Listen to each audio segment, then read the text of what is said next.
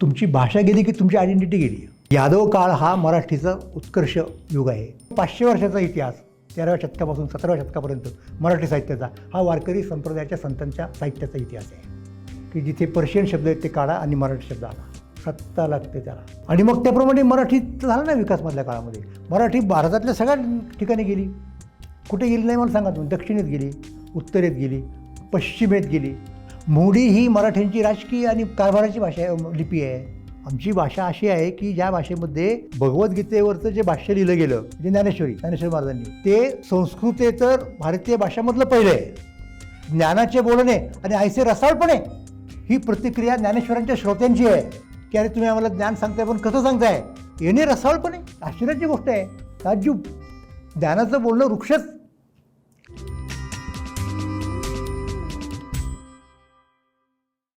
नमस्कार, मी विनायक पाचलक आणि थिंक बँकच्या बिहाइंड द सीन्समध्ये तुम्हा सगळ्यांचं पुन्हा एकदा मनापासून स्वागत.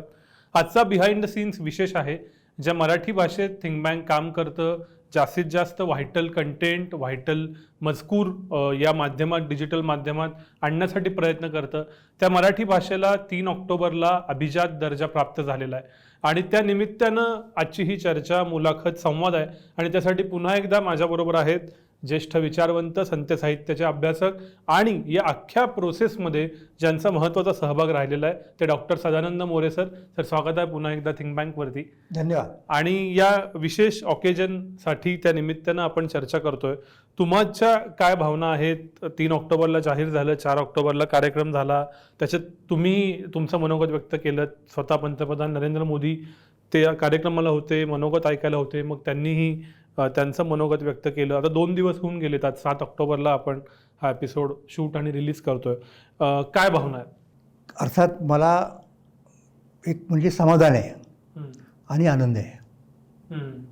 आनंद ही एक तात्कालिक भावना असते आणि समाधान ही एका प्रक्रियेतनं उद्भवलेली गोष्ट असते.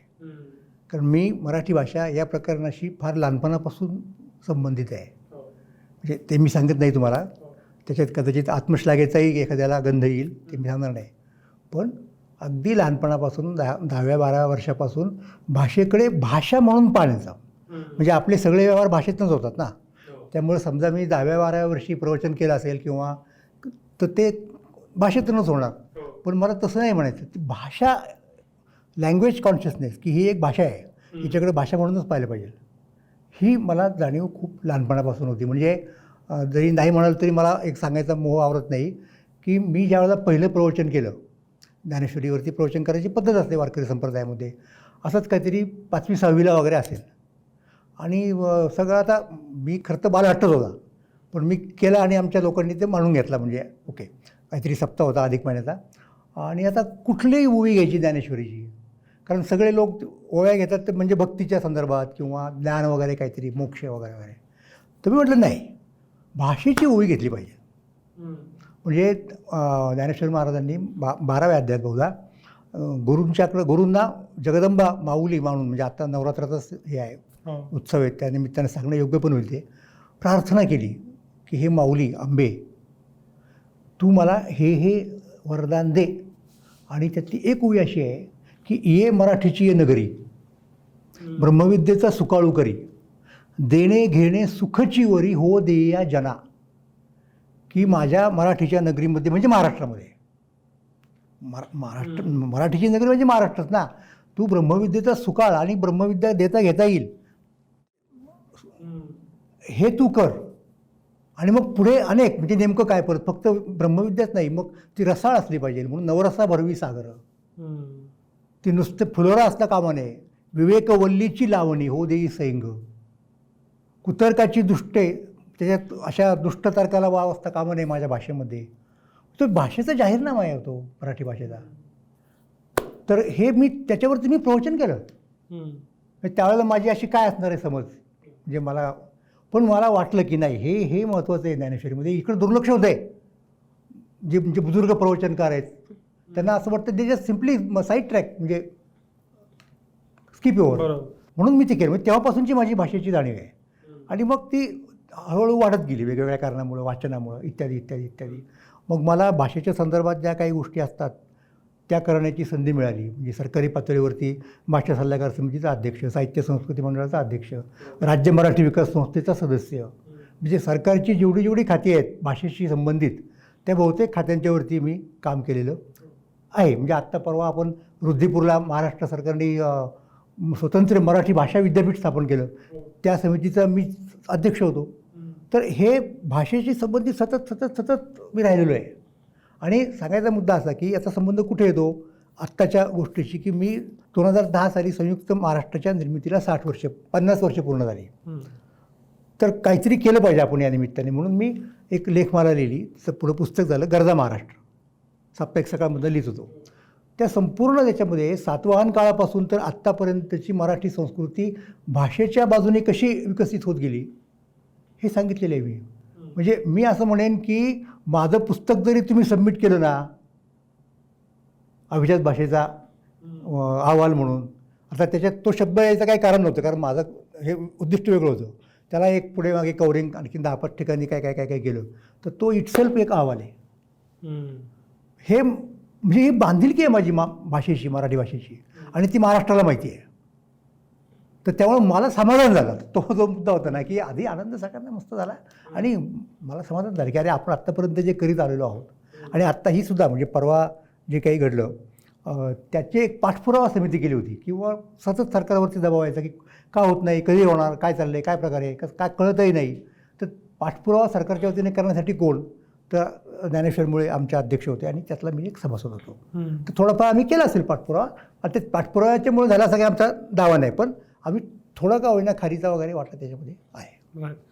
सर, मूळ या प्रश्नावर येतो की अभिजात भाषा म्हणजे नक्की काय? हे बा, हा जो शब्द आहे ना, म्हणजे मुळात त्यासाठी क्लासिकल लँग्वेजेस, क्लासिकल लिटरेचर या संकल्पना युरोपमध्ये वगैरे विकसित झालेल्या आहेत.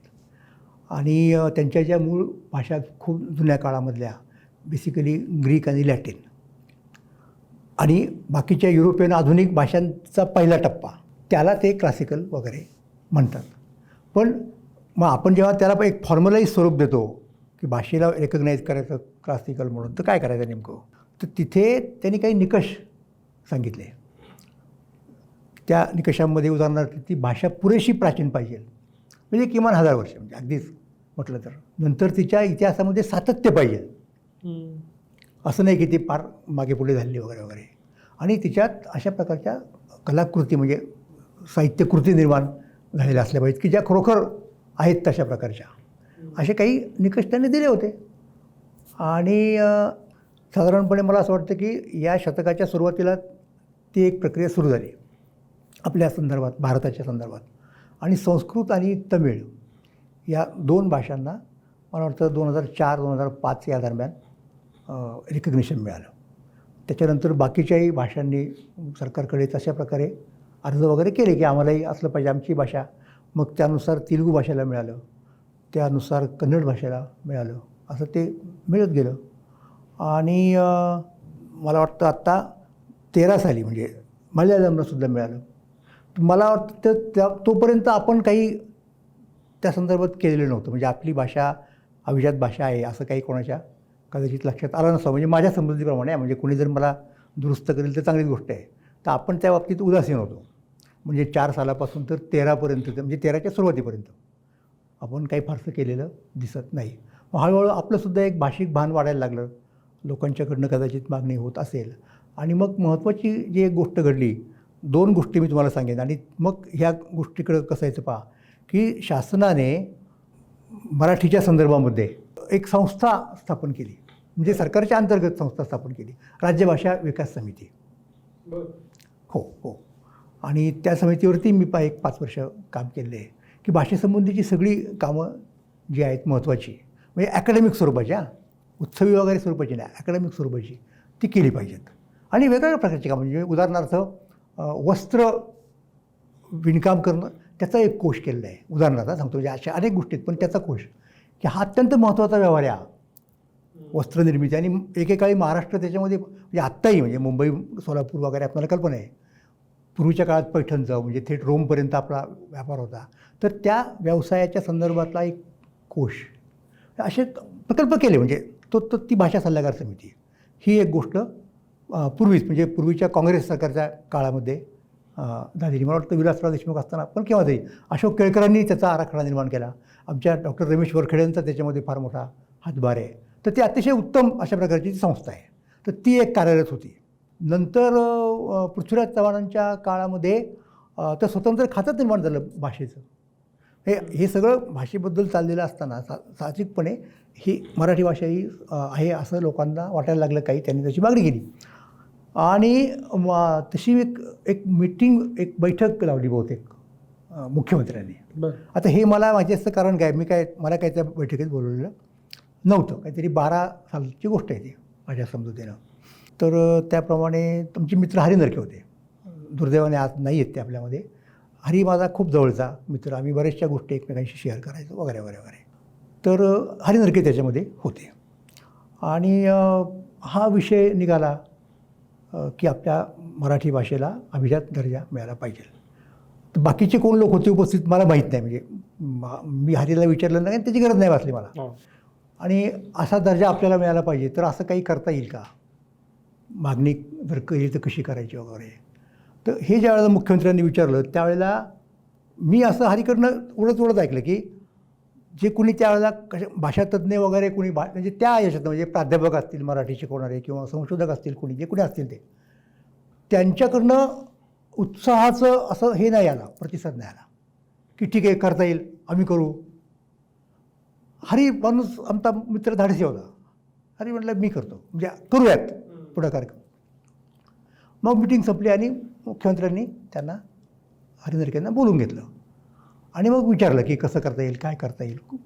आणि मग जी समिती निर्माण केली की जिचे अध्यक्ष रंगनाथ पठारे होते. ते हरिभाऊचीच सगळी निर्मिती आहे ॲक्च्युली. म्हणजे हरिभाऊंच्या सल्ल्याने मुख्यमंत्र्यांनी ती केली आणि तिच्याकडे हे म्हणजे हा इतिहास आहे त्या सगळ्या गोष्टीचा. फक्त झालं का माहिती आहे का, म्हणजे आत्ता आपण जेव्हा रेट्रॉस्पेक्टिव्हली पाहतो ना तेव्हा त्या समितीमध्ये ज्याला भाषा शास्त्रज्ञ म्हणतो आपण, लिंग्विस्टिक्स ज्याचा विषय आहे अधिकृतपणे असं कुणी नव्हतं. हां, म्हणजे मित्र कल्याण काळे होते. पण कल्याण काळे हे सद्ग्रस्त फार असे स्वतःहून काहीतरी पुढे येतील आणि आपलं काहीतरी म्हणणं जोरकसपणे मानतील अशा याच्यातले नव्हते. Thorough gentleman.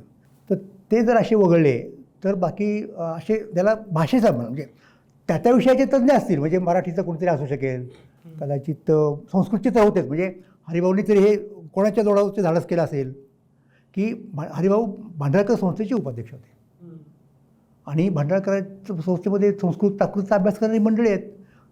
त्यांचा समावेश हरिभाऊंनी आपल्या याच्यामध्ये करून घेतला त्या समितीमध्ये आणि त्यांनी महत्त्वाचं कॉन्ट्रीब्युशन केलं हे लक्षात घ्या.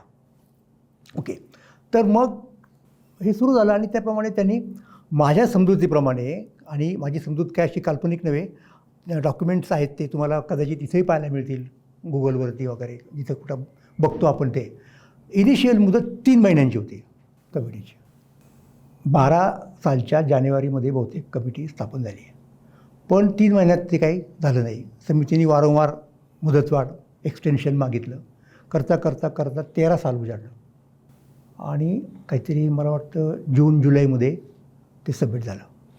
म्हणजे प्रोजेक्टेड टाईम म्हणतो आपण त्याच्यापेक्षा खूप उशीर झाला. म्हणजे आत्ता जर समजा एखाद्याने आता लोक विचारतात 10 वर्ष का नाही निर्णय दिला वगैरे वगैरे वगैरे.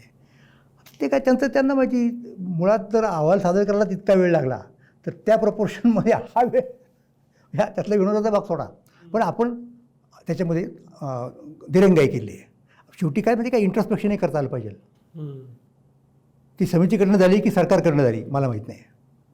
पण हे जर खरं असेल आत्ता मी सांगितलेलं आणि खरं नसेल तर मला फार आनंद होईल आणि मी माफी मागेन जाहीर की अरे मला चुकीची माहिती मिळाली किंवा मला नाही कळलं पण माझा समज असा आहे.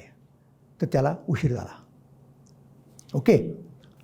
आणि नॉट ओन्ली दॅट, परत एकदा माझ्या समजुतीप्रमाणे खऱ्या खोट्या चुकीच्या बरोबर आणि सब्जेक्ट टू करेक्शन हा अहवाल मराठीतून सादर झाला की जो दिल्लीतल्या लोकांसाठी इंग्रजीमध्ये लागतो. मग साहजिक त्यांनी मागितला. मग तो अनुवाद करण्यात वेळ गेला आणि मग जवळजवळ नोव्हेंबर 13 उजाडला. म्हणजे ऑफिशियल म्हणजे जवळजवळ 1.5 वर्षापेक्षा जास्त कालावधी त्याच्यामध्ये गेला असं मला वाटतं. म्हणजे ओके. आता पुढच्याच डेव्हलप. आता हे मी तुम्हाला काय सांगितलं, मला ह्याची तुलना करायची आहे दुसऱ्या एका कारण आपण ज्या वेळेला मागत होतो ना त्याच वेळेला उडिया लँग्वेजचे लोक मागत होते, ओडिशाचे बरं. अभिजात दर्जा. आता हे करा, मी तुम्हाला काय म्हणालो की आपल्या समितीमध्ये अधिकृत एक्सपर्टाईज नव्हता, त्यामुळे त्याच्यात त्रुटी राहिला असं आत्ता लोक म्हणत आहेत. म्हणजे इतका उशीर का लागला याचं एक शक्य किंवा संभाव्य कारण म्हणजे त्याच्यात काही लॅप्सेस शब्द आहे, त्रुटी होत्या. आणि हे मी पदार्थ म्हणत नाही. 3-4 दिवसांपूर्वी एका महाराष्ट्रातल्या प्रतिष्ठित जबाबदार वर्तमानपत्रामध्ये अग्रलेख आहे, त्याच्यात त्यांनी म्हटले की समितीचे सदस्य सांगतायत खाजगीत की त्रुटी होत्या. ओके, तर ते आपण गडीबरोबर धडके होत्या वाटेवर. आता पुढचा मुद्दा सांगतो, ओरिसाचा. ओरिसाने ज्या वेळेला कमिटी स्थापन केली जानेवारी 2013मध्ये, म्हणजे ज्यावेळेला आपल्या कमिटीला वर्ष झालं होतं जवळजवळ, आणि त्यांचा अहवाल 6 महिन्यामध्ये जवळजवळ आपल्या अहवालाच्या काळातच सबमिट झाला. आणि तो परिपूर्ण होता, परिपूर्ण इन दी सेन्स 500 पानं वगैरे त्या संख्येवरती म्हणत नाही, इंग्रजी सकट होता. आणि त्याचं एक कारण साहेब तुम्हाला सांगतो की त्याचे जे अध्यक्ष होते ना, ते अध्यक्ष, त्यांचं नाव देवी प्रसन्न पट्टनायक, जे त्यांचं वय आत्ता 90 वर्ष आहे.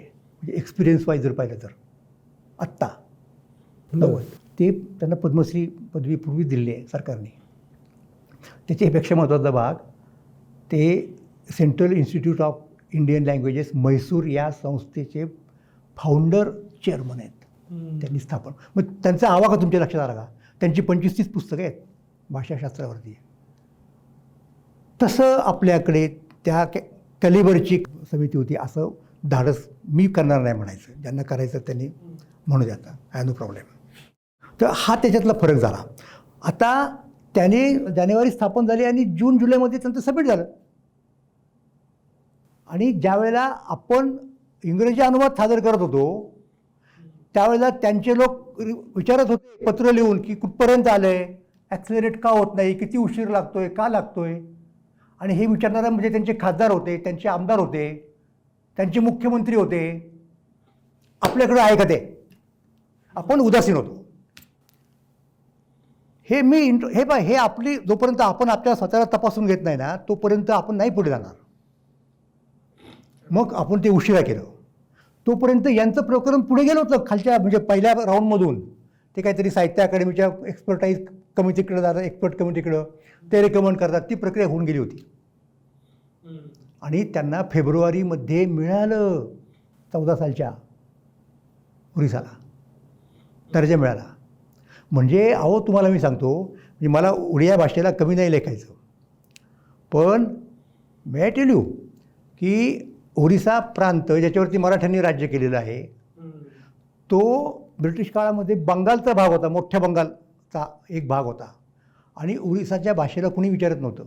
ती बंगाली भाषेची उपभाषा म्हणत होते लोक, पोटभाषा. त्यांना फक्त फायदा कुठे झाला? इंग्रज लोकांना तोडफोडीचं राजकारण करायचं होतं ना, फोडा आणि हे करा. पहिल्यांदा त्यांनी बंगालचा फाळणी प्रयोग करून पाहिला ॲडमिनिस्ट्रेशनच्या आधारावरती कर्जनच्या काळात. पण ते अंतरामध्ये काँग्रेसची चळवळ मोडायची, धर्माचा उपयोग करून हिंदू मुसलमान, असा तो मुद्दा होता. म्हणून तिथं पूर्व बंगाल वगैरे पश्चिम, ते नंतर ते रद्द करावं लागलं.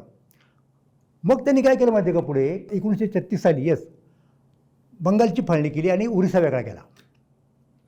आणि तो ओरिसा हा लिंग्विस्टिक प्रॉव्हिन्स केला त्यांनी. म्हणजे पहिलं भाषिक राज्य आपल्याकडचं हे ओरिसा आहे. त्या अर्थाने आपल्याला त्यासाठी काय करायला लागलं, 105 वगैरे तो फार पुढचा मुद्दा आला, तर ते त्यांना मिळालेलं आहे. म्हणजे त्याच्यामुळे त्यांना तेव्हापासूनच एक आपली वेगळी आयडेंटिटी मिळाली, भाषिक आयडेंटिटी मिळाली. त्याच काळामध्ये सिंध प्रांत वेगळा केला, पण तो भाषिक याच्यावरती केलेला नव्हता. त्याची कारणं वेगळी आहेत. म्हणजे मुस्लिम लीगची मागणी होती, आम्हाला मुंबई प्रांतात नाही पाहिजे, तो मुद्दा वेगळा. आणि सिंधी भाषा म्हणून त्यावेळेला त्या भाषेला काही स्थान नव्हतं आणि अजूनही नाही अपार्ट फ्रॉम दॅट. त्यामुळे त्या भाषेचा विचार करायचं कारण नाही. पण इथं उडिया लँग्वेज आली आणि त्यांनी खूप त्या पद्धतीने, आणि मग त्यांना हळूहळू त्यांचं भान यायला लागलं. मग त्यासाठी त्यांनी काय केले असतील प्रयत्न वगैरे, नाही असं नाही. तर हे आपण समजून घेतलं पाहिजे की तो पहिला भाषिक राज्य म्हणजे अंतर्गत का असेना ब्रिटिश साम्राज्याचं ते होतं. तर या पद्धतीने मग ज्या वेळेला फेब्रुवारीमध्ये हे जाहीर झालं आणि दरम्यानच्या काळामध्ये मग आपण तेव्हा काय करत होतो, निश्चितपणे मुख्यमंत्र्यांनी पत्र वगैरे लिहिलं असेल, म्हणजे नंतरही त्यांनी लिहिलेली की मधल्या काळात, हे मला माहिती आहे. पण त्या काळामध्ये निवडणुका जाहीर झाल्या लोकसभेच्या. आणि मग तो बस्त्यामध्ये गेला सगळाच इश्यू. म्हणजे आणि त्या सरकारच्या हातातून गेलं. आता मला काय म्हणतं माहिती का, की हे जे आत्ता आपण म्हणतो ना उशीर झाला वगैरे, हे जर महाराष्ट्र सरकारने त्या समितीने वेळच्या वेळी सगळ्या गोष्टी केल्या असत्या तर आपण पात्र तर आहोतच. आणि आपण असं गृहीतच धरलं पाहिजे की तो अहवाल परिपूर्ण आहे. कारण ज्या अर्थी या आत्ता देताना सुद्धा रेफरन्स त्या अहवालातच घेतलेला आहे. हे मी जे सांगितलं आहे ते वेगळ्या मार्गाने किंवा वेगळ्या काही गोष्टी माहिती असतात म्हणून सांगितलं. आपल्याला तेव्हाच मिळालं असतं ना. म्हणजे ससा आणि कासव यांच्या शर्यतीमध्ये काय म्हणत त्याला ससा झोपून राहतो, कासव पुढं जातं. तसं आपली भाषा खरोखर ओरिजिनल भाषेपेक्षा जुनी केवढं तिचं कॉन्ट्रीब्युशन जागतिक पातळीवरती तिला लोक मानणारे त्यांना मिळालं. कासव पुढे गेलं, आपण ससा झोपून राहिलो. आपली भाषा म्हणजे काय आहेच मुळात भारी असं समजून. मग तो जो मुद्दा आहे ना की आपण जो दिरंगाई केली त्या दिरंगाईला काही प्रमाणात समिती, काही प्रमाणात सरकार, काही प्रमाणात लोकप्रतिनिधी यांचं काम आहे तगादा लावणं जो केला. आणि हा अहवाल त्यांचा कुणी तयार केला? देवीप्रसाद पट्टनायक, पट्टीचे भाषाशास्त्रज्ञ. त्या तोलामोलाचे आपल्याकडं लोक नाहीत. हे मला आपणाला पुढं मुद्दाम सांगायचं आहे. का मला सांगावं असं वाटलं नाही का, की अहो मिळालं ना तुम्ही घ्या ना, कशासाठी चर्चा करता, आनंद उत्सव. पण लोक त्याच्यातून काय काय काय काय सांगायला लागले, कोण जबाबदार आहे, कोणाचं श्रेय आहे, हे सगळीकडे चर्चा तीच कशासाठी चालले प्रकार. मग हे सांगायला लागेल ना खरं काय ते. म्हणून हे केवळ नाहीलच म्हणून मला म्हणजे त्याच्या आधी मी थोडंफार केव्हा ते माझ्या स्वतःच्या यूट्यूब चॅनलवरती बोललो होतो तेव्हा हे जाहीर झालेलं नव्हतं. पण तो माझा मुख्य विषय नव्हता. म्हणजे वेगळ्या कारणामुळे वेगळ्या पद्धतीने सांगितलं मी. तर हा मुद्दा आहे त्याचा. आणि म्हणून मग आता ते आपल्याला ते नाही मिळेल, ते पेंडिंग राहिलं. आणि दरम्यानच्या काळात इतर भाषांनी मागणी केली ना. मग बंगालींनी मागणी केली, आसामींनी मागणी केली, मग आणखीन आत्ता मधल्या काळात प्राकृत भाषेने केली, पाली भाषेने केली. हे आधी नव्हतं हे. त्यामुळे मग एकट्या मराठीचा विचार करणं कदाचित केंद्र सरकारला नसेल वाटलं कदाचित योग्य. काय जो निर्णय घेतो सगळ्यांचा एकदम घ्यावा लागला असता कदाचित, किंवा घेतला असेल, किंवा घेऊ असं ठरलं असेल. हे त्याचं म्हणजे मिळालं हा मुद्दा महत्त्वाचा असताना तर त्याच्यामध्ये असल्या गोष्टी लोक चर्चा करतात. ठीक आहे, करू देत, पण त्याच्यामध्ये हे इन्कॉर्पोरेट करा. म्हणजे तुमचा पाया जर योग्य असेल ना तर कळसापर्यंत बरोबर जाते इमारत. पाया तिथे कच्चा राहिला म्हणजे वेळेच्या दृष्टिकोनातून की जो ओडिसाचा अत्यंत पक्का होता. हे मला आपल्याला सांगायचं होतं. राजकारण हा एक भाग झाला, ते निवडणुका असल्यामुळं त्याच्याबद्दल राजकीय काहीतरी होत राहील. पण सामान्य माणसाला पडलेला प्रश्न हा आहे की याचा आनंद आणि समाधान तुम्ही म्हणता तसं आहे, पण पुढं काय, यानं काय फायदे होतात का, यानं भाषा टिकायला अधिक काही करता येतं का, काय घडतं? हे बा, त्यातला एक सगळ्यात महत्त्वाचा मुद्दा आहे ना, तो पटकन लक्षात येण्यासारखा नाही. तो असा आहे की हा त्याचा जो काळ आहे ज्याच्यामध्ये आपण आहोत तो आर्थिक क्षेत्रामधला जागतिकीकरणाचा काळ आहे, ग्लोबलायझेशनचा काळ आहे. आणि बाकीच्या क्षेत्रामधला म्हणजे त्याला आपण काय म्हणूयात भाषेच्या क्षेत्रामधला आर्टिफिशियल इंटेलिजन्सचा काळ आहे. आर्टिफिशियल इंटेलिजन्स ही एक भाषा आहे, हे पहिल्यांदा समजून घेतलं पाहिजे आपण. ओके, मग हा जो विचार करायचा ना आपल्याला तो एका बाजूला ग्लोबलायझेशनच्या आणि दुसऱ्या बाजूला AIच्या कॉन्टेक्स्टमध्येच करावा लागतो. आता जेव्हा आपण ग्लोबलायझेशनच्या कॉन्टेक्स्टमध्ये विचार करतो तेव्हा आपल्या लक्षात काय येतं, तेव्हा आपल्या लक्षात अशी गोष्ट येते की जागतिकीकरण हा बेसिकली आर्थिक फेनॉमेनन आहे. आणि त्याच्या अनुषंगाने कारण अर्थ हा किती महत्त्वाचा आहे हे मार्क्सनी सांगितलं, मार्क्सच्या अगोदर कौटिल्यांनी सांगितलेलं आहे खरं तर. पण ते त्यावेळेला जितकं प्रकर्षाने जाणवत नव्हतं तेवढं आत्ता तुमच्या लक्षात येते की सगळ्या गोष्टी त्याच्या मागे चाललेल्या आहेत. आत्ता आजमितीला तुम्ही काय खाताय, काय परिधान करताय, काय हे सगळं त्यातून चाललेलं आहे. म्हणजे जगाचं सपाटीकरण चाललेलं आहे. एक जी संस्कृती म्हणतो आपण भारताची संस्कृती, ही संस्कृती, ती संस्कृती, त्या संस्कृतीमधला एक जो भेद असतो की जो भेद आपल्याला आपल्या ओळखीसाठी आवश्यक वाटतो तो बुलडोझरसारखं चाललेलं आहे, सगळं सपाटीकरण चाललेलं आहे. मग अशा काळामध्ये आपल्याला जर आपली अस्मिता ज्याला म्हणतो आपण आपली आयडेंटिटी टिकवायची असेल तर ती भाषेतूनच टिकवता येईल, दुसरा मार्ग नाही. तुमची भाषा गेली की तुमची आयडेंटिटी गेली. मग तिथल्या एखाद्या कॉर्पोरेटमध्ये काम करणारा तुमच्या शेजारचा चीनी कोरियन मनुष्य आणि तुम्ही यांच्यात काही फरक नाही. फरक इथे असतो भाषेचा. त्यामुळं अत्यंत योग्य वेळेला आपल्याला हे मिळालं. म्हणजे कसं झालं की ते मिळाल्यामुळं, तो दर्जा मिळाल्यामुळं नाही म्हटलं तरी मराठी माणसाला निश्चितपणे आपल्या भाषेबद्दल एक अरे असं आहे का, आपली भाषा एवढी भारी आहे का, मग त्याची एक आस्था, एक ॲटिट्यूड एक वेगळा तयार होईल की थोडासा अभिमान, थोडंसं प्रेम त्या भाषेबद्दल, मग आपल्याला काही करता येईल का त्या भाषेसंबंधी, हे आपोआप प्रक्रिया सुरू होईल. आणि ती काही आपोआप सुरू होईल केवळ ते बातम्या आल्यामुळं असं नाही, त्यासाठी काही प्रयत्नही करावे लागतील. पण मग त्यामुळं या गोष्टी आपल्याला एक शक्यतेच्या पातळीवरती आणता येईल. म्हणून आपली अस्मिता, मी तुम्हाला सांगतो, दिलीप चित्रे आमचे मित्र हे जेव्हा जेव्हा परदेशात जायचे ना, तेव्हा तेव्हा ते तुकोबांची गाथा घेऊन जायचे. आणि त्यांना विचारायचे लोक, हे तू एवढी पुस्तकं वगैरे तुम्ही गाथा, ते म्हणले माझी आयडेंटिटी आहे. तर ते इथिओपियामध्ये वगैरे असताना काय झालं, त्यांच्या घरात झाली चोरी आणि त्या चोरांनी काही गोष्टींबद्दल ती गाथा पण नेली. आता तिथे मराठी कोणाला कळणार, काय करणार वगैरे, ते कुठेतरी रद्दीचीत गेले असेल ना. तर त्यांनी मग एक कविता लिहिली चित्रांनी, बरे झाले देवा गाथा चोरी गेली. म्हणजे तुकोबांचा अभंग होता, बरे झाले देवा निघाले दिवाळी. आणि त्याचा खेद खंत वगैरे काय दुःख व्हायचं ते झालं. योगायोगानं ती गाथा त्यांना त्यांची चोरी गेलेली परत एकदा जुन्या बाजारातल्या दुकानात सापडली आहे का, त्यांनी विकत घेतली. तर ही आयडेंटिटी आपली ना. तर तिकडे आपली पाळंमुळं शोधायची. आता लोकांना काय वाटायला लागलं माहिती आहे का, की अरे वर्तमानातल्या परिस्थितीमध्ये आपल्याला आयडेंटिटी नाही आपली दाखवता येत, म्हणून आपली मुळं काय आहेत त्याच्यावरती कथा कादंबऱ्या येऊन राहिलेल्या आहेत त्याच्या शोधामध्ये. म्हणजे निदान अशा काळापर्यंत जाऊ की जिथे हे असणार नाही, इथे एक ग्लोबलाइज काळ नसेल, इथे आर्टिफिशियल इंटेलिजन्स नसेल, असं जागतिक पातळीवरती हे चाललेलं आहे.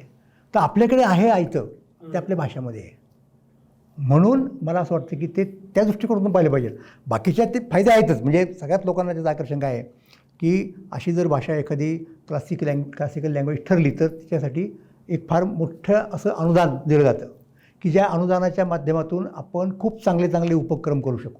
म्हणजे उदाहरणार्थ मराठी भाषा शिकवण्याची व्यवस्था महाराष्ट्राच्या बाहेरच्या विद्यापीठातसुद्धा करता येईल, अशा एवढा जो फंड असेल. आणखीनही काही उपक्रम वगैरे वगैरे असतील, बरोबर आहे. तर ते जर केलं तर निश्चितपणे आपला फायदा होईल. भाषेचं संशोधन आपल्याला करायचं आहे. म्हणजे मी मगाशी ज्या संस्थेचं नाव घेतलं, सरकारनेच निर्माण केलेल्या, खरं म्हणजे मला तुम्ही सांगा, ही संस्था असताना भाषेसाठी तयार केलेली बाहेरच्या कमिटीची गरज काय होती? त्यांचंच काम होतं ते. मग त्यांचं काय काम आहे? राज्य मराठी भाषा विकास समिती, या समितीकडनंच हा रिपोर्ट करून घ्यायला पाहिजे होता. हा त्यांनी तज्ज्ञ बोलावेत ना, आणखीन इन्कॉर्पोरेट करावेत, काहीच प्रॉब्लेम नाही. माहीत नाही मला हे संस्था काय करत होत्या. तो वेगळा मुद्दा, मी परत त्याच्यावरती योगायोगाने आलो.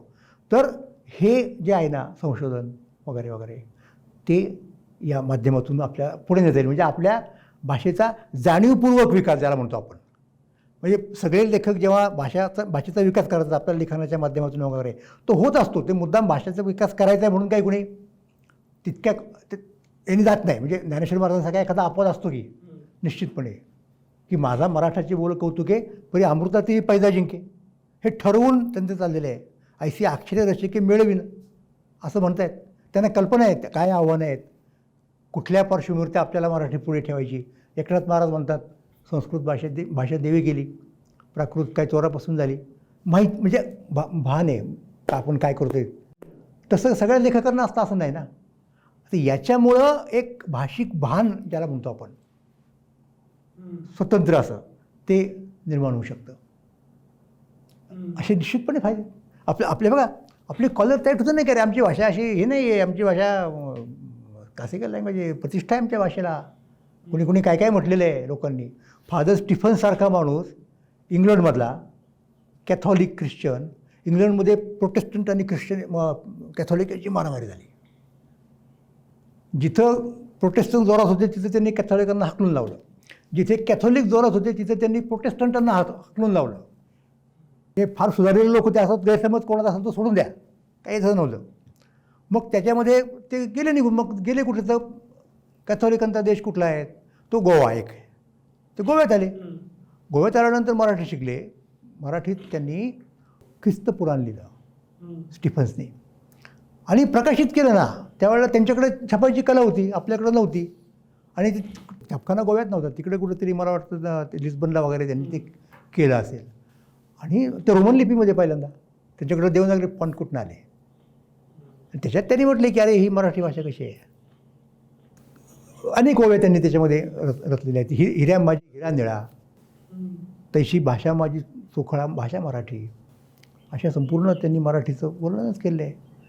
म्हणजे ह्या भाषेचं जे काही एक सामर्थ्य आहे सगळ्या प्रकारचं, म्हणजे भाषेचं वैशिष्ट्य काय की तुम्हाला भाषेतून सगळ्या प्रकारच्या गोष्टी व्यक्त करता आल्या पाहिजेत. तुम्हाला भावना व्यक्त करता आल्या पाहिजेत, तुम्हाला ज्ञान व्यक्त करता आलं पाहिजे, तुम्हाला ज्ञान पुढं नेता आलं पाहिजे. भाषेची अनेक हे आहेत कामं आहेत. तर ती सगळी कामं ज्या भाषेच्याद्वारे होतात ती भाषा श्रेष्ठ भाषा. जिथे होत नाहीत आणि मग दुसऱ्या भाषेचा आश्रय घ्यावा लागतो ती भाषा कुठेतरी कमी पडली. मग आपण ज्या वेळेला म्हणतो की मराठी ज्ञानभाषा झाली पाहिजे, ती नाही का ज्ञानभाषा? निश्चितपणे आहे. जेव्हा ज्ञानेश्वर महाराजांच्या संदर्भात तुम्हाला सांगतो किंवा ज्ञानेश्वर महाराजांच्या अगोदर महानुभाव संप्रदाय आहे, तर महानुभाव संप्रदायाच्या लोकांनी म्हणजे चक्रधर स्वामी चक्रधरांनी तो पंथ प्रवर्तन केलं, त्याचं मराठीतून सगळा व्यवहार केला. त्यांचे शिष्य प्रशिष्य जे कोणी असतील ते पुढचे नागदेवाचार्य, ते ज्या वेळेला त्यांच्या फोल्डमधले लोक संस्कृतमधून काहीतरी लिहायला लागले तेव्हा ते थांबवलं. तुमच्या अस्मात कस्मात मी नेणे मग श्री चक्रधरे निरूपिली मराठी, ती येतेच, तिच्यातच व्यवहार करा. म्हणजे कोणता व्यवहार आहे? तो ब्रह्मविद्येचा व्यवहार आहे. आणि ते एक स्वतंत्र दर्शन त्यांनी मांडलं ना. ही भाषा अशी आहे की 13व्या शतकात ज्या भाषेमध्ये स्वतंत्र दर्शन निर्माण झालेलं आहे, ज्ञानभाषा आहे ना, घडवली त्या लोकांनी मधल्या काळात सगळ्या प्रकारे. ज्ञानेश्वरीचा जर भाग सांगितलं, मी परवा पंतप्रधानांच्या समोर मी ते 5 मिनटं बोललो, त्यात हा मुद्दा सांगितलं की आमची भाषेला तुम्ही काय समजलात. आमची भाषा अशी आहे की ज्या भाषेमध्ये भगवद्गीतेवरचं जे भाष्य लिहिलं गेलं म्हणजे ज्ञानेश्वर महाराजांनी, ते संस्कृतेतर भारतीय भाषामधलं पहिलं आहे. म्हणजे हे तमिळ तेलुगू भाषा कदाचित मराठीपेक्षा असतील जुन्या, म्हणजे असतील, तो वेगळा मुद्दा आहेत की नाहीत, पण त्याच्यात कुठे नाही आलेलं हे भाष्य. पहिलं संस्कृतेतर भाषामधलं भाष्य ज्ञानेश्वरी आहे. तुम्ही कल्पना करा ना. म्हणून ते कॉन्शियसली म्हणतात की मराठीची नगरी ब्रह्मविद्येचा सुकाळू करी, देणे घेणे सुखची वरी. आणि हा व्यवहार कसा झाला पाहिजे? सुलभतेने झाला पाहिजे. म्हणजे तो कठीण वाटता कामा नये. म्हणजे हा त्याचा अर्थ झाला. मी जर ब्रह्मविद्या कोणाला सांगितली आणि त्यांनी जांभया दिल्या, त्याला कंटाळा आला का नाही कामाचं? देणे घेणे सुखची वरी. म्हणून ते भाष्य आहे ना, ते भाष्य एका बाजूला जसं तत्त्वज्ञान आहे त्याच वेळेला ते साहित्य आहे, काव्य आहे. काव्य आणि तत्त्वज्ञान यांच्यामध्ये द्वैत आहे असा जो अगोदरच्या लोकांचा समज होता, तो ज्ञानेश्वर महाराजांनी स्वतःच्या कृतीनं खोडून काढला. की हिअर इज द टेक्स्ट, हे पहा की याच्यामध्ये एकाच वेळेला ते काव्य आहे. तुम्ही त्याचा काव्य म्हणून आस्वाद घेऊ शकता. एखाद्याला नसेल इंटरेस्ट तत्त्वज्ञानामध्ये आणि एखाद्याला फक्त तत्त्वज्ञानच पाहिजे, म्हणजे आयडियल असं आहे की दोन्ही असले पाहिजेत. कारण ज्ञानेश्वरांची पुढची जी प्रतिमा आहे मराठी माणसाची वाचकाची, तो रसिक आहे. तो असा तोंड पाडून बसलेला वृक्ष मनुष्य नाही आहे. तुम्हा रसिकांजोगे व्याख्यानं शोधावया लागे, असं ज्ञानेश्वर महाराज म्हणतात. की माझं काम सोपं नाही आहे, तुम्ही पुढे रसिक आहात, तुम्हाला आवडेल, ॲप्रिसिएट होईल, त्याला ॲप्रिसिएट म्हणतो आपण. असं रसाळ नवरसी भरवी सागर, म्हणजे ते काव्य आहे. हे जे भारतात कोणालाही जमलं नाही, ते संस्कृतमध्ये जमलं नाही. तर जी गोष्ट संस्कृत साहित्यशास्त्रज्ञांनी सांगितली पण त्यांना प्रत्यक्ष करता नाही आली. म्हणजे हे सांगू तुम्हाला थोडक्यात सांगतो की सर्वश्रेष्ठ काव्य कोणतं? ध्वनिकाव्य. हे अगदी पहिल्यापासून आपल्याकडं चालत आलेलं आहे. आनंदवर्धनांनी ध्वन्यालोक लिहिलं, त्याच्यामध्ये ते सांगून टाकलं, सगळ्यांनी मान्य केलं संस्कृतमध्ये. मग त्याची उदाहरणं कुठे आहेत? त्याची उदाहरणं घेण्यासाठी त्यांना महाराष्ट्री प्राकृतकडे जावं लागतं आणि ते कोट करावं लागतं. म्हणजे ती ध्वनीची उदाहरणं इथे आहेत महाराष्ट्रीमध्ये, म्हणजे मराठीमध्ये. काव्याचं आहेच ते मुळात. आणि म्हणून त्यांना तिथे नाही कोणाला जमलं, दुसरीकडनं उदाहरणं आणावी लागली. लक्षात घ्या. तर इथे आपल्याकडं तो प्रश्नच आहे ना. आपली भाषा बेसिकली तशीच आहे मुळात. इनबिल्ट तिच्यात ती कॅपॅसिटी आहे की तुम्ही एका बाजूला मग साहित्य, काव्य, रसास्वाद हे व्यवहार करू शकता आणि त्याच वेळेला त्याच भाषेतून तुम्ही तत्त्वज्ञान सांगू शकता. ज्ञानाचे बोलणे आणि ऐसे रसाळपणे ही प्रतिक्रिया ज्ञानेश्वरांच्या श्रोत्यांची आहे की अरे तुम्ही आम्हाला ज्ञान सांगताय पण कसं सांगताय, येणे रसाळपणे. आश्चर्याची गोष्ट आहे, ताज्जुब. ज्ञानाचं बोलणं वृक्षच, इथे रसाळपणाने. ही भाषा आहे आमची. तर हा जो मुद्दा आहे ना, तर पण तिकडे लक्ष जात नाही लोकांचं. त्यांना वाटतं हे जुनं आहे. म्हणून तुम्हाला एक किस्सा सांगतो जाता. मग मी एकदा काहीतरी 10वी 12वी अशा वर्गांच्यासाठी मराठीचं टेक्स्ट तयार करणाऱ्या बोर्डामध्ये होतो. आणि पहिल्याच मिटिंगमध्ये आम्हाला तिथल्या लोकांनी, म्हणजे ऑफिस सुपरिटेंडंट वगैरे, त्यांनी सांगितलं की काय काय आपलं स्ट्रक्चर आहे, पॅटर्न कसा असतो. तर त्यात सांगितलं की मध्ययुगीन साहित्याला इतकी पानं द्यायची. ती काय फार होती अशातला भाग नाही. आणि मग बाकी आपण अर्वाचीन, म्हणजे इंग्रज लोक आल्यापासून आपण जे लिहिलं वगैरे आत्तापर्यंत. तर मी म्हटलं अरे बाबा, एवढी पानं आहेत ना, त्याच्यात आपण बसू व्यवस्थित. हळूच आम्हाला सांगायला लागले, नाही ती तेवढ्या दिलीच पाहिजेत असं काही नाही त्याला. आता बोला, म्हणजे ते त्यांचा दोष नाही काही. तर मी म्हटलं काय अडचण काय आहे. नाही म्हणले काय माहिती का, ती शिक्षकांनाच कळत नाही, त्यांना शिकवता येत नाही. मी म्हटलं काहीतरी करू आपण, मग त्यांना शिकवता येईल असं. मी तुम्हाला सांगतो, माझ्या सूचनेप्रमाणे आम्ही त्या SSC बोर्डासाठी संत साहित्य आकलन आणि समीक्षा अशा काहीतरी नावाचा एक संग्रह तयार केला की ते कसं शिकवावं, त्याचं काय असतं नेमकं, हे करावं लागतं आपणाला. आणि जे आहे त्यामुळे चित्रे तर म्हणायचे की अनुभवामृत हे मराठीचं ॲस्थेटिक्स आहे, सौंदर्यशास्त्र आहे. आणि कदाचित ते लोकांना मान्य होणार नाही, पण मी तुम्हाला सांगतो की महानुभावांनी श्री चक्रधरांच्या वचनांचा अर्थ लावण्यासाठी स्वतंत्र अर्थनिर्णय शास्त्र निर्माण केलं. कुठल्याही भारतीय भाषेमध्ये अर्थनिर्णय शास्त्र नाही, हर्मेनेटिक्स म्हणतात ज्याला. संस्कृतमध्ये असतं, म्हणजे संस्कृतमध्ये मीमांसकांनी काही प्रमाणामध्ये, नंतरच्या काळात साहित्यशास्त्रज्ञांनी वगैरे अर्थ मल्लिनाथी करायची, म्हणजे त्यांना भाष्य द्यायची म्हटल्यानंतर, अर्थ लावायचा म्हटल्यानंतर ते लागायचंच. म्हणून त्यांनी ते निर्माण केलं.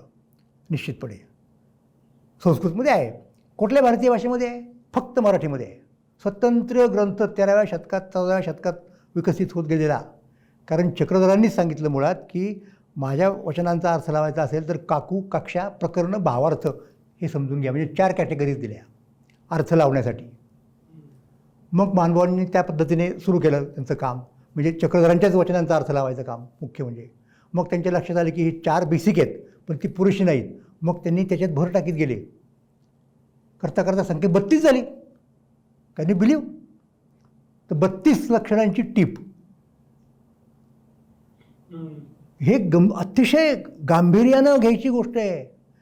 ते म्हणाले की वचनरूप परमेश्वर, हे परत चक्रधरांचंच वचन आहे. परमेश्वराने बोललेली वचनं हीच परमेश्वर आहेत. कारण परमेश्वर आत्ताच आपल्यात नसतो ना विद्यमान समोर.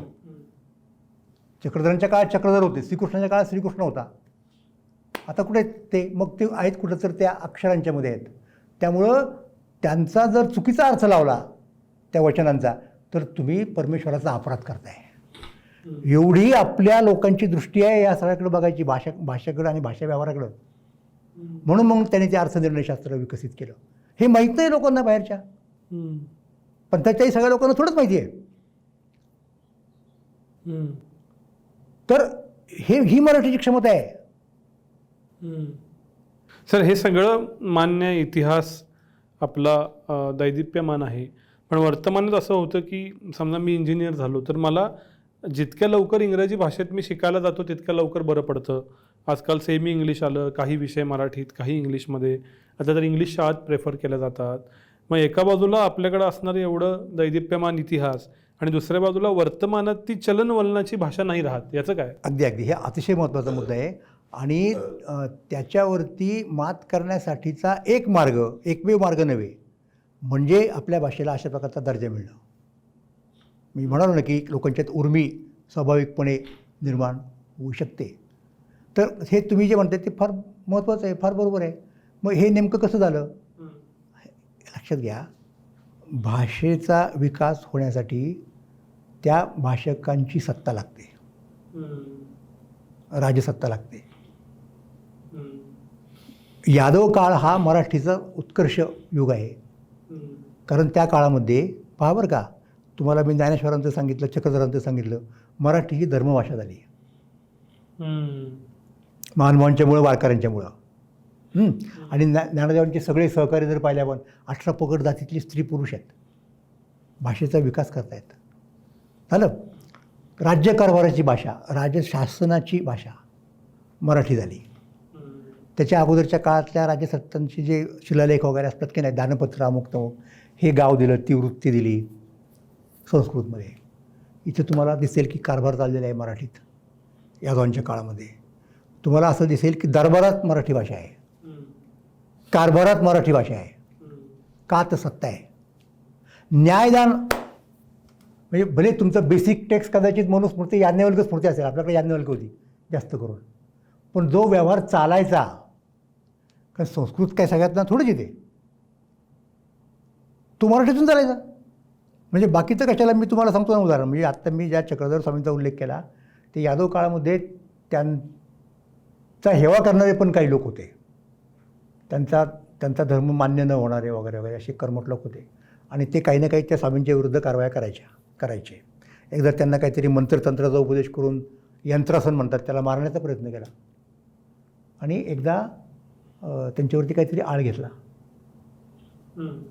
आणि तो खटला उभा राहिला ऑलमोस्ट धर्मसभेपुढे. आणि त्या खटल्याचं वैशिष्ट्य तुम्हाला सांगतो की जो काही आळ घेतला असेल त्याचा उच्चार मराठीतून झाला.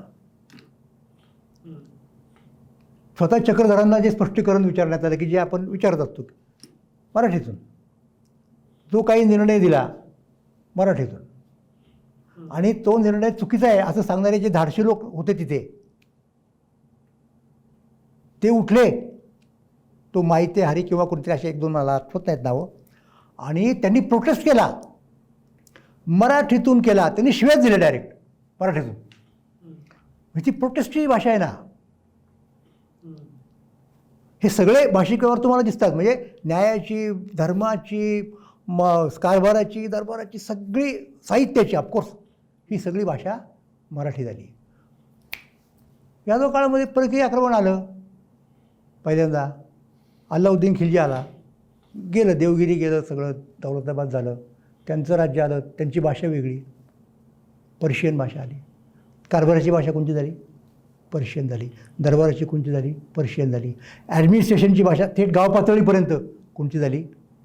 पर्शियन झाली. गेली मराठी भाषा. ही संतांनी टिकून ठेवली.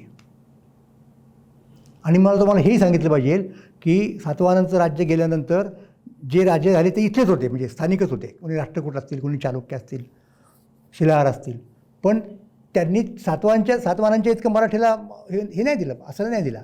त्यांच्या काळात परत एकदा संस्कृत भाषेला प्राधान्य मिळालं दरबारात वगैरे. मग त्या काळात ही कुणी जिवंत ठेवली? महाराष्ट्री प्राकृत, म्हणजे मराठीचं मूळ रूप, आणि त्या अनुषंगाने मराठी भाषा ती जैन धर्माने ठेवली. जैन धर्मानं मराठीला, म्हणजे प्राकृतला आपली धर्मभाषा बनवली. त्याच्यामुळे टिकली ती. म्हणजे ज्ञानेश्वरांच्यापर्यंत ती भाषा का जाऊ शकली? तर मध्ये हे लोक होते म्हणून. म्हणजे सातत्याचा इतिहास लागतो ना आपल्याला, अट आहे ती. ते जैन धर्मामुळे सातत्य आलं त्याचं आपल्याला. तसंच इथे सुद्धा राजसत्ता गेली, भाषा तुमची गेली. अशा वेळेला मराठी भाषा यादवोत्तर काळामध्ये शिवाजी महाराजांच्या येण्यापर्यंत ही संतांनी टिकून ठेवलेली भाषा आहे, वारकऱ्यांनी टिकून ठेवलेली भाषा आहे, महानुभावांनी टिकून ठेवलेली भाषा आहे. कारण हे सगळे धर्मग्रंथ आहेत त्यांचे. ते अर्थात महानुभावांनी स्वतःहून एक कारण नसताना मर्यादा घालून घेतली की आपल्या संप्रदायात जो अधिकृतपणे आलेला आहे, दीक्षा घेतलेली, त्यालाच सांगायचं ग्रंथ. ते त्याच्यामुळे सर्वसामान्य तुमच्या आमच्यासारख्या माणसाकडे आलंच नाही. ते जर आलं असतं तर आपली मराठी भाषा आणखीन समृद्ध झाली असती. तो वेगळा मुद्दा आहे. पण वारकऱ्यांची भाषा ही काय त्याला म्हणतो, खुलं चलन आहे, कुठेही जा, कुठेही वापरा. त्यामुळे 500 वर्षाचा इतिहास, 13व्या शतकापासून 17व्या शतकापर्यंत मराठी साहित्याचा, हा वारकरी संप्रदायाच्या संतांच्या साहित्याचा इतिहास आहे. मग ते कुठे त्याला फळ मिळालं? शेवटी शिवाजी महाराज आले.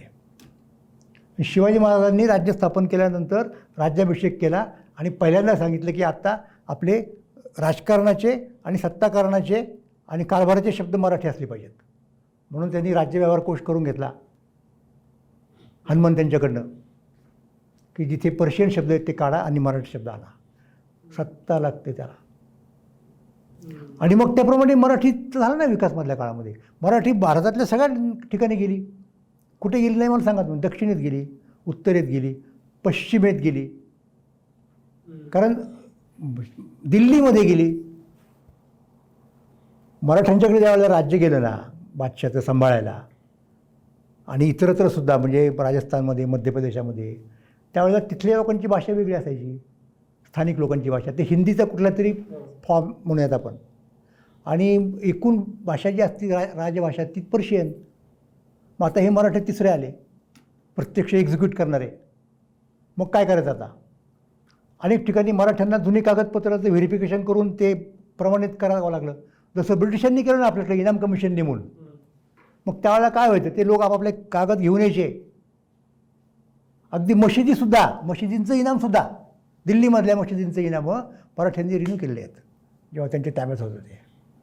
आता ते जे कागदपत्र विशेषतः राजस्थानात, मध्य प्रदेशामध्ये, ते 3 भाषांमध्ये कसे तुम्हाला सांगतो. म्हणजे सत्तेची एक भाषा असते ना. पहिल्यांदा असं म्हणूयात आपण की दिल्ली दरबारी मान्य असणारी भाषा म्हणजे पर्शियन. त्यामुळं पर्शियन भाषा, लिपी पण तीच, अरबी पर्शियन, तिला काय म्हणायचं ते म्हणा.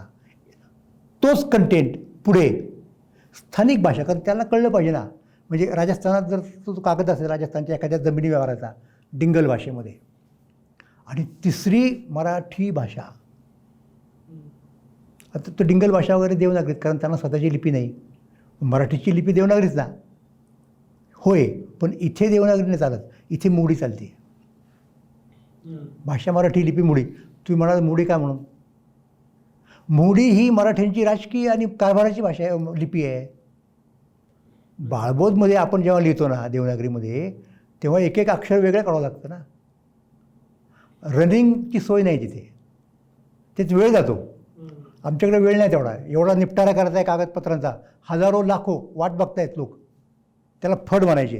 पुढच्या काळामध्ये शब्द आला बघा तो फडणवीस, तिथून नाव आलं ते.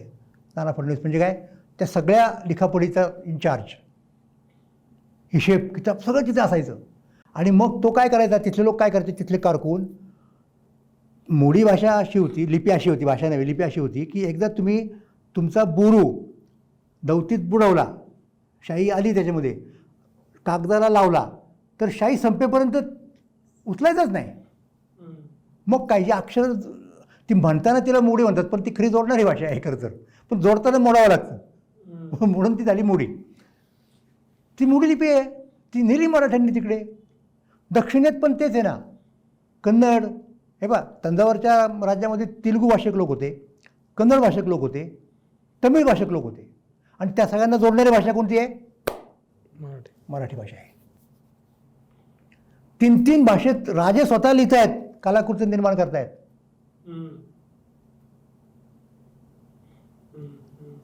हे मराठीचं सामर्थ्य आहे. यातला काही भाग मी सांगितला परवाच्या दिवशी मोदी साहेबांच्या, काही लोकांनी, सरकारने आणि लोकांनी अर्थात त्यांचे आभार व्यक्त केले तेव्हा, आणि आनंद व्यक्त केला तेव्हा यातला काही भाग मी सांगितला. आश्चर्य वाटलं अनेकांना की अरे असं आहे का, असंच आहे ना. पण तुम्ही कुठे बघताय नीट.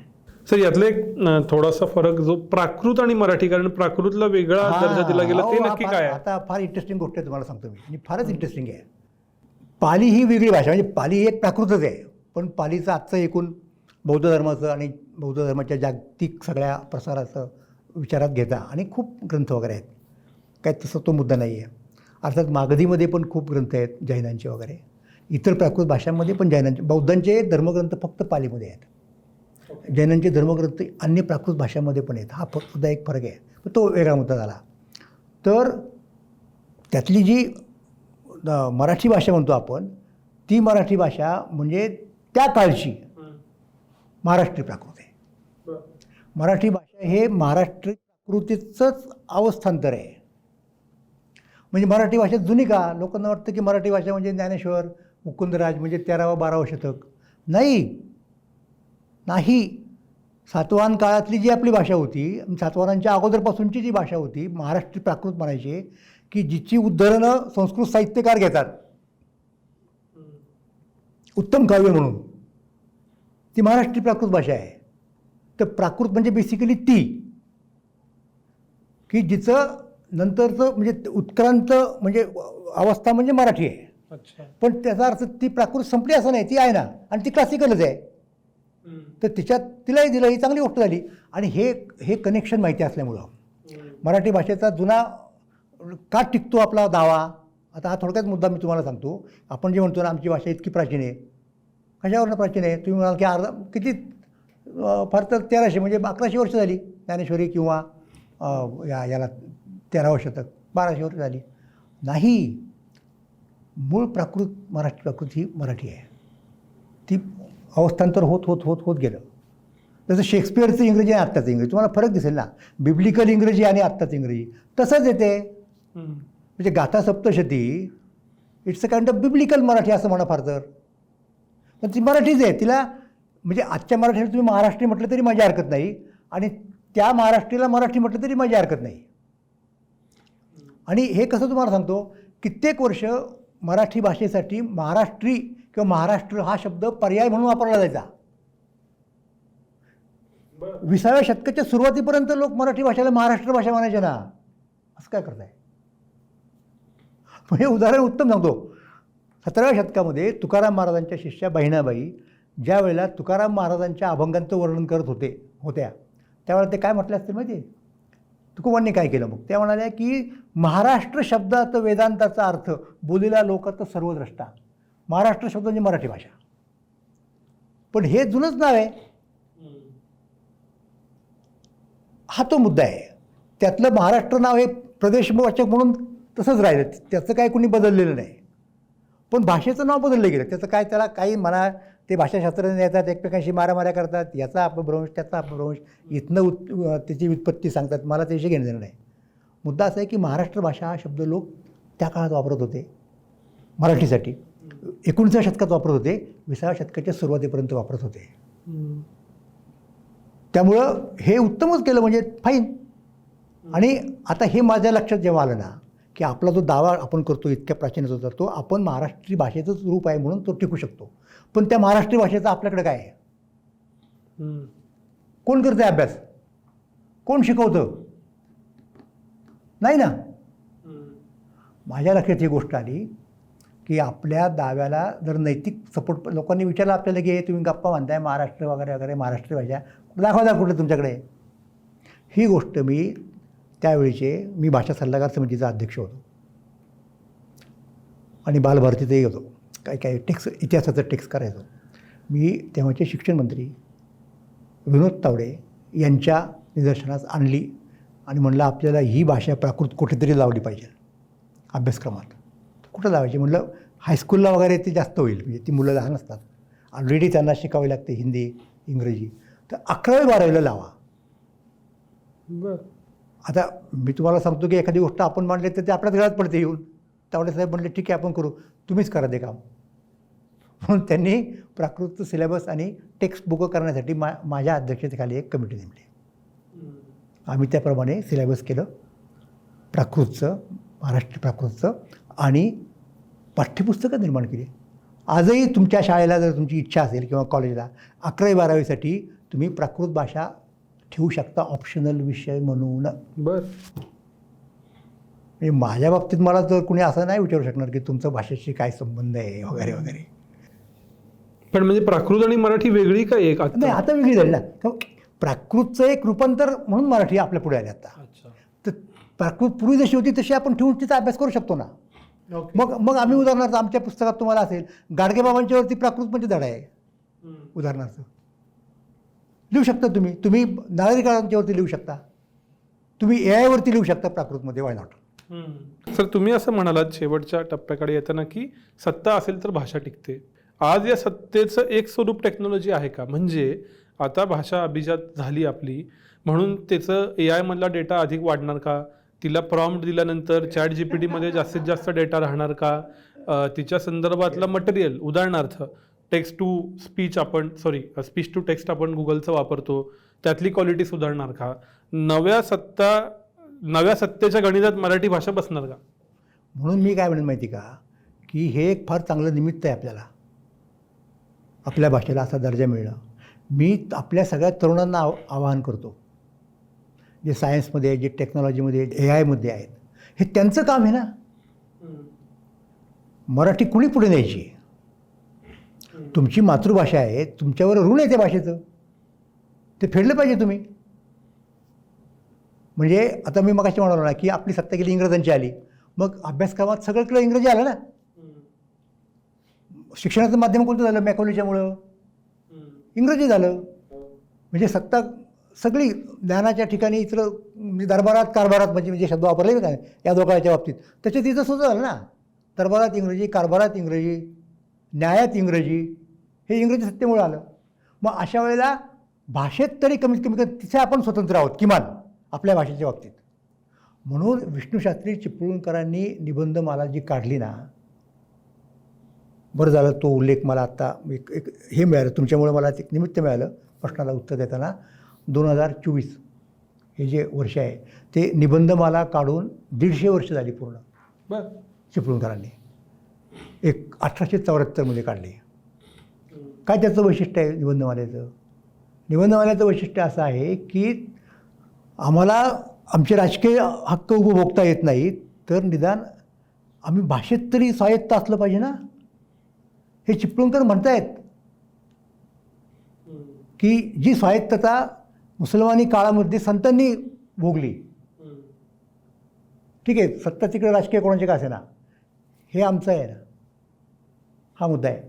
म्हणून निबंधमाला काय किंवा संतांचं काय, हे आपल्यावरती परकीय सत्ता असताना, परक्यांचं राज्य असताना, हे आपलं भाषिक स्वराज्य आहे. अच्छा, हे भाषिक स्वराज्य आहे. म्हणून आत्तासुद्धा म्हणजे आत्ता सत्ता म्हटलं तर आता आपलीच आहे, तरी कुसुमाग्रजांना जाऊन काहीतरी म्हणावं लागलं ना, आणि त्यामुळं काहीतरी घडलं कमीत कमी. त्याचे कारण वेगळे आहे, म्हणजे त्याच्यात तपशिलात जात नाही मी. पण ती जी सत्ता आहे ना आत्ता, ती तशी राजकीय सत्ता नाही आहे म्हटलं तर, पण म्हटलं तर ती वेगळ्या प्रकारची सत्ता आहे.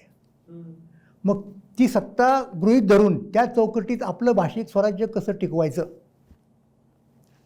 मग कसं टिकवायचं? चिपळूणकरांनी पहिल्याच निबंधात स्पष्ट केलं की आम्ही इंग्रजीचा द्वेष करत नाही, उलट आम्हाला आमची भाषा इंग्रजीच्यामुळं आणखीन पुष्ट करायची आहे. तसं मी म्हणेन की आपल्याला त्या वेगळ्या भाषेचा द्वेष करायची गरज नाही, तिचा आपल्यासाठी कसा उपयोग करून घेता येईल हे आपण पाहिलं पाहिजे. आणि त्यात आपली कसोटी आहे. म्हणजे आपण जर खरे असू, म्हणजे आईचं दूध प्यायलं असो आपण मराठीचं खऱ्या अर्थाने, तर आपण ते आव्हान पेलू आणि करूयात ना. हे माझ्यापुरतं मी सांगतो, म्हणजे खरं हे सांगणं तुम्ही न विचारता मी सांगणं मला योग्य वाटत नाही, पण आपण करू म्हणजे काय करू. मी गेले 3 वर्ष जो होतील आता, साप्ताहिक सकाळमध्ये एक लेख मला लिहितो आहे, विश्वाचे अर्थ. त्याचा पहिला खंड पुस्तक रूपाने आता छापला जातो आहे, तो येईल. त्याच्यात मी संपूर्ण आर्टिफिशियल इंटेलिजन्सवरती लिहिलेलं आहे, ते मराठीतून लिहिलेलं आहे. आता मराठीत AIवरती लिहिणारे किती लोक आहेत, आणि केवळ तांत्रिक हिशोबाने नव्हे, त्याच्यातले सगळे सामाजिक, राजकीय, आर्थिक इम्प्लिकेशन्स काय आहेत ते मी सांगतो, त्याचा इतिहासावरती काय परिणाम होईल. मग हे घेतलं पाहिजे ना, आव्हान पेललं पाहिजे ना, आपण सामोरं गेलं पाहिजे ना. हे आपल्यावरती अवलंबून आहे. मग त्यांनी काय होणार आहे, मला एकाचा फोन आला की सामान्य माणसाला काय फायदा होणार आहे. भाषा विकसित झाल्यानंतर त्या सामान्य माणसाला आपोआप फायदा होतो ना. प्रत्येक गोष्ट तशा टर्म्समध्ये नसते हे करायची. म्हणजे समजा अनुदान मिळालं तर त्याचं म्हणणं काय की अनुदान परत अभ्यासकांना, म्हणजे विद्वान लोकांना वगैरेच मिळणार, फुकट मुद्दा आहे. पण त्याने जर त्याच्यातून भाषेसाठी जर काही केलं तर ते केलेल्या लोकांच्यापर्यंत जाणार ना. तेव्हा अशा संकुचितपणाने पाहू नये आपण या गोष्टींकडे, राजकीय दृष्टिकोनातून पाहू नये उदाहरणार्थ. सर, शेवटचा प्रश्न. तात्विकदृष्ट्या अगदी मान्य आहे की भाषेसाठी काम केलं पाहिजे, सगळं मान्य आहे, पण प्रत्यक्षात आजचं जगणं, आजचा पैसा हा दुसऱ्या भाषेत आहे, इंग्लिश भाषेत आहे, प्रमाण भाषेत आहे. असं म्हणून प्रमाण पण नाही, इंग्लिश भाषेत आहे. मग आज आपण इंग्लिश शाळेत घालतो, माय मराठी बिकेम क्लासिकल लँग्वेज असंही जोक फिरतोय वगैरे वगैरे, असं कोणाला तरी सांगतंय. अशा वेळेला प्रॅक्टिकली काय अशा 4-5 गोष्टी आहेत की ज्या अगदी सामान्य कुटुंबातली व्यक्ती करू शकतो, जे प्रॅक्टिकल आहे. मराठीत इंजिनिअरिंग शिका, पुस्तक आली तरी कोण आता नाही जात आहे मराठीत इंजिनिअरिंग शिकायला, काय असं करता येईल? नाही, आता मी तुम्हाला सांगू, तर हे कदाचित प्रॅक्टिकल वाटणार नाही आहे लोकांना. सुरुवात आपल्याला शिक्षणापासून करावी लागेल. म्हणजे उदाहरणार्थ मध्ये एक प्रयोग झाला आपला, पहिलीपासून इंग्रजी वगैरे वगैरे, तो पुरेसा नाही. शेवटी भाषा तुम्हाला येते की नाही हे तुम्हाला कुठे कळेल, कसोटीला कुठे लागेल. विद्यार्थी ज्या वेळेला परीक्षेची उत्तरं लिहितो, पेपरमध्ये प्रश्नांची उत्तरं लिहितो, तिथं आलं. बरोबर आहे. आता प्रश्न असा आहे, खरं तर हा आपल्या आजच्या चौकटीच्या पेक्षा थोडा, पण तो महत्त्वाचा प्रश्न आहे, म्हणजे मला त्याला भिडलंच पाहिजे. तर उघड गोष्ट दिसते मला, कोणी नाकारू शकत नाही की पालक मंडळी मुलांना इंग्रजी शाळेमध्ये घालतात आणि मराठी शाळा बंद पडायची वेळ आली. हे सत्य आहे. ते नुसता अभिमान मला आहे म्हणून मी ते सत्य लपवणं किंवा त्याच्याकडे डोळेझाक करणं योग्य नाही.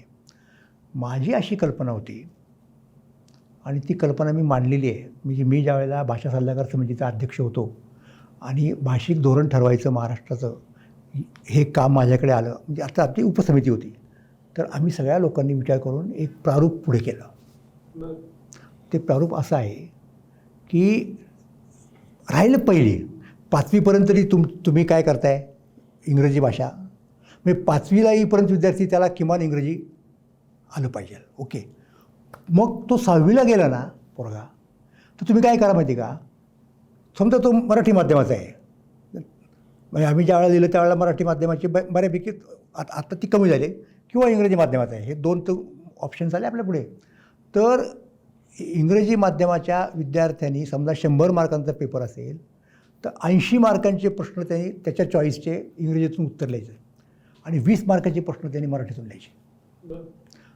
आणि उलट मराठी माध्यमाचं ते पोरगा असेल तर त्यानं 80% प्रश्नांची उत्तरं मराठीतून लिहायची आणि 20% इंग्रजीतून लिहायचं. म्हणजे काय माहिती का, की त्याला तो कुठेही स्विचवर व्हायला त्याला अडचण नाही येणार. कारण एकदा तुमचा माध्यम म्हणून संपर्क तुटला की तुम्ही तिकडे लक्ष देत नाही ना, तर तुमच्या दृष्टिकोनातून ती भाषा आता प्रॅक्टिकली यूजची राहत नाही. तर हे एक अतिशय वेगळं आम्ही प्रारूप दिलं होतं. अर्थात आमच्या नंतर जे कोणी आले आणि त्यांनी ते फायनल स्वरूप दिलं त्यांना हे मान्य पण नाही, त्यांनी ते काढून टाकला. माझी काही तक्रार नाही, तो ज्याचा त्याचा प्रश्न आहे, त्यांचीही काही भूमिका असेल. पण ही वस्तुस्थिती आहे, असं जोपर्यंत तुम्ही काही करत नाही ना, पण याच्यात आपण कोणावरती सक्ती करत नाही आहे फार. एवढं किमान करा ना तुम्ही, एवढं किमान तरी कळलं पाहिजे तुम्हाला.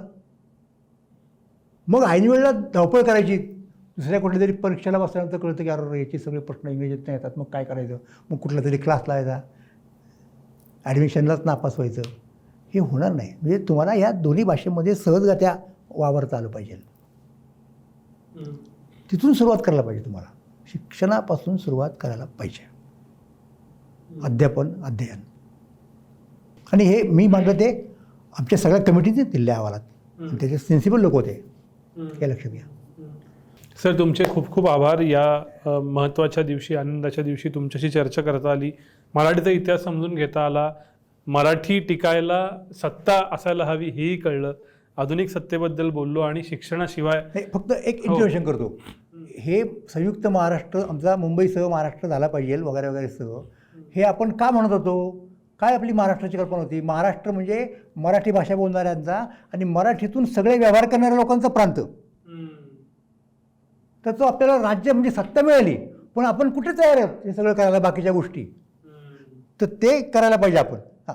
प्लीज सर, याच ॲक्शन पॉईंटवरती थांबूया. परत वेगळ्या विषयांवर भेटू, पण आज इथंच थांबू. धन्यवाद. धन्यवाद.